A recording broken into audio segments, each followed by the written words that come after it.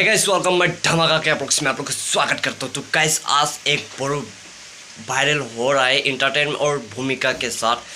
क्यों हो रहा है आप लोग वीडियो को देखो, पहले वीडियो को देखो। आप लोग तो वीडियो को देखने से पहले फेसबुक में आप लोग देख लिया, बहुत वायरल हो रहा है आज भूमिका एंड और इंटरटेनमेंट के साथ बहुत उसका बीबी के साथ बहुत झगड़ा हो रहा है। तो आप लोग वीडियो को देख लो पहले।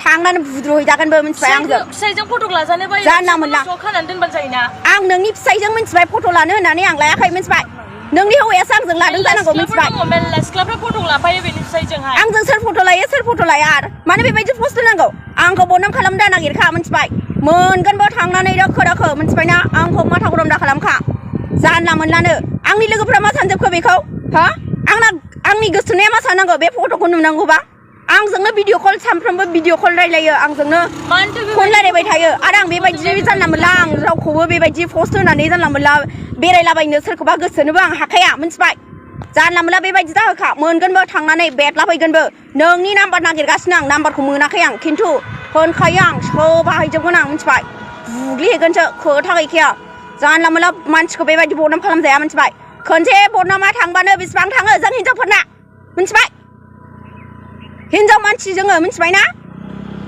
गाव गावबागाव हौवाखौ सामलायनानै ला आरो आंजों नोंनि हौवाजों जेबो कानेक्सनबो गैया मिथिबाय आंखौ बदनाम दा खालामखा मिथिबायना आं मोनसे इम्पर्टेन्ट खोथा होननो सानदों। जाय दानि जुगाव भाइरेल भिडिअ बारा नुयो इउटुबारफोरखौल' नुयो। इउटुबार हिन्जाव, इउटुबार हौवासा, इउटुबार बोराय, माने दानि जुगाव ना इउटुबारफोरखौल' बारा हाबा जाखान्दाफोरखौल' भाइरेल भिडिअ नुग्रा जाबाय दानि जुगाव।